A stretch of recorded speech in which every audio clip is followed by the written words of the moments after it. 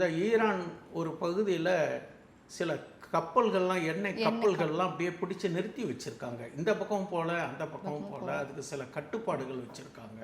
அப்போது அதனுடைய இயக்கத்தினால என்ன ஆகுது கேட்டிங்கனாக்கா, நம்ம பல்வேறு நாடுகளில் அதனுடைய பாதிப்புகள் இருக்க தான் செய்கிறது. இந்த வார் முடிஞ்சு ஓரளவுக்கு சமாதானமான சூழ்நிலை வரத்துக்கு இது நார்மலாகிறதுக்கே டேக்ஸ் ஒரு 15 days 1 month ஆகும். ஏன்னா அதெல்லாம் ரீச் ஆகிட்டு நார்மலாகிறதுக்கு. இப்போ ஃப்ரண்ட் குரூடாயில் விலை ஏறுறது. ஃப்ரண்ட் குரூடாயில் விலை ஏறுறதுனால உங்களுக்கு ஃப்ளைட் சர்வீஸிலேருந்து அதனுடைய சார்ஜஸ்லேருந்து நம்ம ஊர்களுக்கு கூடிய பெட்ரோல், டீசல், கேஸு, டொமஸ்டிக் எல்லாத்துக்குமே விலை ஏறதுக்கான வாய்ப்புகள் தான் உங்களுக்கு அதிகமாக இருக்குது.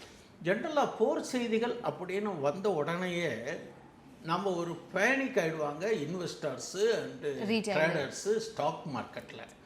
அப்படி ஆரம்பிக்கிற போது பார்த்தீங்கன்னாக்கா அந்த நிஃப்டி 50 ஸ்டாக்கு, பிஎஸ்சி, சென்செக்ஸ் ஸ்டாக்லாம் வேகமாக இறங்கிறதுக்கு ஆரம்பிக்கும். ஸோ கரெக்ஷன்னு அதை சொல்லுவாங்க.